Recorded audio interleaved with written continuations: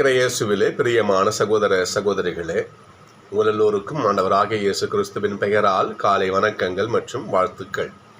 நான் உங்கள் அகஸ்டின் வேதியர். இன்று ஜூன் மாதம் 11ஆம் தேதி 2025ஆம் ஆண்டு. ஆண்டவரின் மடியில் 5 நிமிடங்கள். இன்றைக்கு நம்முடைய தியானம் எதை பற்றின்னு சொன்னால், ஒரு நற்செய்தி பணியாளர் கடவுளை தாங்கிச் சொல்லுகின்ற களமாக இருக்கிறவர், கடவுளுக்கான சாட்சிய வாழ்வு வாழுகிறவர் எப்படி இருக்கணும்? இதுதான் இன்னைக்கான தியானம். ரெண்டு விஷயங்களைத்தான் இன்றைய வாசகங்கள் தெளிவாக சொல்லுது. அந்த ரெண்டு விஷயங்களுக்குள்ளவே அனைத்தும் அடங்கியிருக்கு. ஒன்று, நீ உன்னை தாழ்த்திக்கொள், தாழ்ச்சியோடு இரு. இரண்டாவது, கடவுளுடைய திருச்சட்டங்களை உன் உள்ளத்திலே இருத்தி அதன்படி வாழ்ந்தா போதும். இந்த 2 விஷயங்கள் தான் இன்றைய தியானம். இன்னைக்கு சகோதரர்களே, திரு அவையினுடைய வரலாறுன்னு சொன்னோம். அதை எழுத முற்பட்டால்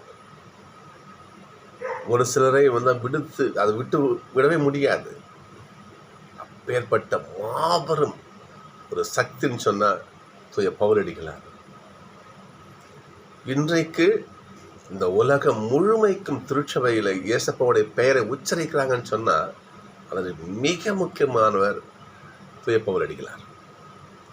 தொடக்க திரு அவை காலத்தில் அவருடைய தூதுரை பயணங்கள், 3 தூதுரை பயணங்கள், காடு, மழை, வெயில், பனி, அவர் பட்ட அதுதான் இன்றைக்கு திரு அவையினுடைய இந்த உலகம் சார்ந்த அவைக்கான அச்சாரமாக தான் சொல்லலாம். நம்ம அவர் சொல்றாரு பாருங்க பாபு. அவர் சொல்ற இன்னைக்கு அந்த வார்த்தை நம்ம இன்னைக்கு ஒரு நற்செய்தி பணியாளர்னு அதான் கடைபிடிக்கணும். நான் இவ்வளவு செய்யறேன்னா இந்த நானா செய்யல. எங்களுக்கு இந்த தகுதி கடவுள் கொடுத்த பிச்சை. சொல்றது பாருங்க. இந்த தகுதி நான் எதுவும் உரிமையை பாராட்டிக்க ஒன்றும் கிடையாது. நாங்கள் பயனற்ற ஊழியர்கள். கடவுள் சொன்னாரு, செய்யறோம், அவ்வளவுதான். இந்த தகுதியை எங்களுக்கு கொடுத்ததே அவரு தான். இந்த தாட்சி தான் இன்றைக்கு நம்ம இன்னைக்கு வாயார தூய பவுலடிகளாரேன்னு சொல்றோம். நம்ம இந்த தாட்சி ஒருவருக்கு அவசியம்.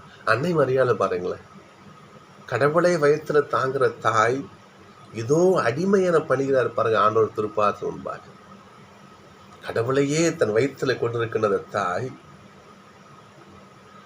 எலிசபெத் அம்மா கஷ்டப்படுறாங்கன்னு சொல்லிட்டு 100 கிலோமீட்டர் 90 மைல்னு சொல்றாங்க. நமக்கு தெரியாது, சொல்லத்தான் கேள்வி.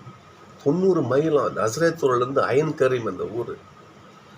அந்த காலத்தில் காரா, பஸ்ஸா, ஃப்ளைட்டா சொல்லுங்க, ஒன்றும் கிடையாது. மிஞ்சி போன ஒரு கழுத மேலே காட்டு பாதையில் போயிருக்கணும். 100 கிலோமீட்டர் தூரம் மலை காடுன்னு பயணம் பண்ணி எலிசபெத்தம்மா போய் சேர்ந்த 3 மாதம் தங்கியிருந்த அந்த அம்மாவுக்கு உதவி செஞ்சு வராங்க பாருங்க மாதா. இந்த தாட்சி தான் இன்றைக்கு அன்னை மரியாதை அன்னை மரியா கடவுளுடைய தாயனை இன்னைக்கு வாயாரம் வாழ்த்து சொல்றோம்.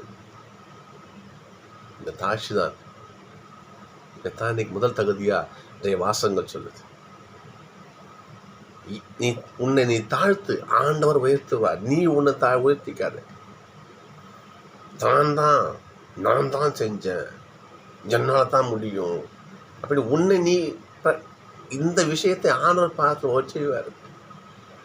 இன்றைக்கு சமுதாயத்தில் பாருங்களேன், இன்னைக்கு திடீர்னு சாமிகள், நான் தான் கடவுள், ஐயோ அதற்கு மேல நம்ம சொல்ல முடியாது. நான் தான் கடவுள், திடீர்னு கை வச்சுட்டு உட்காந்துக்கு வாங்கிட்டு நான் தான் வரம் கொடுக்குறேன்.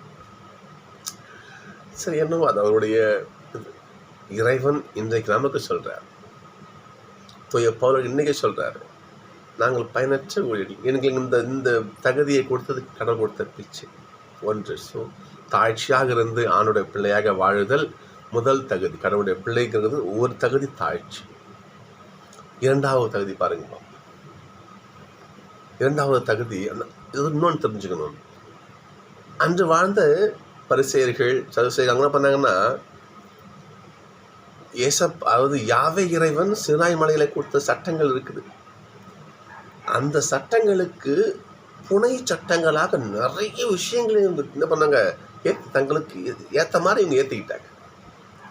நிறையா எப்படி சொல்லலாம், குர்பான் சொல்லலாம் பாருங்க.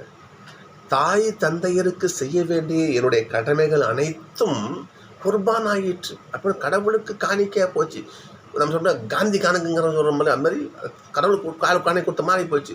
ரத்தம் தூக்கி குப்பல் தூக்கி போடு சட்டம். தாய் தந்தையை பேணு என்பது கடவுளுடைய சட்டம். தாய் தந்தையை மதித்து நடங்கிறது கடவுளுடைய சட்டம். ஆனா இவன் என்ன பண்றான் பாருங்க பார்ப்போம். நான் என் பெற்றோருக்கு செய்ய வேண்டிய அனைத்தும் கடவுளுக்கு காணி கொடுத்த மாதிரி ஆகி போச்சு என்று பெத்தவங்களை தூக்கி குப்பையில போடுறது. இது உதாரணம் சொல்ல. இதே பாரு எண்ணற்ற சட்டங்கள். இதை தான் என்ன பண்றாரு இன்னைக்கு பவுல் கிளாஸ் ஆடுறாரு பாருங்க. இன்னைக்கு நீங்கள் கற்களில் குறித்து வைத்திருந்த சட்டம் எல்லாம் சாவை விளைவிக்கிற சட்டங்கள். கற்களில் பொறிக்கப்பட்ட சட்டம் சார்ந்த திருப்பணி சாவை விளைவிக்கும் பவுல் சொல்றாரு. அதெல்லாம் அழிவுக்குரிய சட்டம், ஞாபகம் வச்சுக்கோங்க. ஆனால் நாங்கள் கடைபிடிக்கின்ற சட்டம் தூய ஆவியார் கொடுத்தது. ஏகாண்டு சொல்ற பாருங்க, பைபிள் சொல்ற பாருங்க பார்ப்போம். என் சட்டத்தை உங்கள் உள்ளத்திலே பதிப்பேன். நீங்க உள்ளத்துல என் சட்டத்தை பதிச்சு வைங்க. அந்த உள்ளம் தூய உள்ளமா மாறட்டும். கையை கைவிட்டு சாப்பிடு, தட்டை கைவிட்டு சாப்பிடு, இது அவங்க சட்டம். ஆண்டவர் சொல்றது பார்ப்போம். கையை கழுவுறத தட்டை கழுவுறதாலே ஒன்றும் ஆகப்போது கிடையாது. ஊன் இயல்பு இந்த வெளி சட்டமெல்லாம் ஒன்றுக்கு உதவாது. உள்ள ஆன்மா சுத்தமா இருக்கணும். வெளியே இருந்து உள்ள போறது உங்களை தீட்டுப்படுத்தாது, அது கழிவா போயிடும். உள்ள இருந்து வெளியே வருது பாரு, அதுதான் நல்லதா வெளியே வரணும். அங்க உள்ள இருக்கின்ற ஆன்மா சுத்தமா இருக்கணும். அந்த ஆன்மாவிலே தூய் ஆவியோட சட்டம் உள்ள பதிச்சு வைங்கன்னு சொல்றாரு பாருங்க. இது இரண்டாவது தகுதி. இவை இரண்டு தான் கடவுளுடைய பிள்ளைக்கு, நற்செய்தி பணியாளனுக்கு இருக்கின்ற முழு முதல் அனைத்தும் சொல்லலாம். வேற எது கிடையாது. ஒன்று, ஆண்டவருடைய சட்டங்களை உள்ளத்தில் இருந்து சிந்தித்து அதை வாழ்க்கையில் நடத்தி காட்ட தாழ்ச்சியோடு இரு. ஏசப்பா செஞ்சுக்கார பார்த்தீங்களா? இன்னைக்கு 2ஆம் வாசகமாக தான் பாருங்க. இன்னைக்கு நற்செய்தி வாசகம் சீரப்பா சொல்றப்போ, திருச்சட்டத்தையோ இறை வாக்கனையோ அழிக்க வந்து நினைக்கிறீங்களா? கிடையாது. நிறைவேற்றவே வந்தேன். நிறைவேற்றவே வந்தேன். நான் சிலுவை அடியிலே நிறைவேற்றி காட்டினார் இல்லையா? எல்லாம் நிறைவேறிச்சு. தந்தையே, என் ஆன்மாவும் கையில் ஒப்பு கொடுக்குறப்பா, எல்லாம் முடிஞ்சிடுச்சு, எடுத்துக்கணும். சிலுவை நிறைவேற்றி காட்டுறாங்க. பாதகம் சடங்கப்ப கேட்கிறாரு, நான் யாருன்னு கேட்கிறாரு. நீங்க ஆண்டவர் போதகர், ஆண்டவரும் போதகருமான நானே உங்களை பாதம் கழுவுறேன்னா நீங்க அந்த மாதிரி செய்யுங்க. ஆண்டவர் செய்து காட்டுகிறார், கற்பிக்கிறார். அதானே சொல்ற பாருங்க பார்ப்போம். கடைபிடித்து கற்பிக்கிறவரே விண்ணரசிலே பெரியவர். முதல்ல நீ கடைபிடி, நீ தாழ்ச்சியோட இரு, நீ ஆண்டோடைய வார்த்தையை உள்ளத்திலிருந்து சிந்தித்து நீ அதை உள்வாங்கி நீ வாழு, பிறகு சொல்லு. ஒவ்வொரு நற்செய்தி பணியாளர், ஒவ்வொரு ஆண்டவருடைய ஊழியரும் இவ்வாறு இருந்தாங்கன்னா சிந்தித்து பார்ப்போம். வாழ்க்கையை மாற்றுவோம், கடைபிடிப்போம், கற்பிப்போம். அவன் தான் உண்மையான கடவுளுடைய பிள்ளை.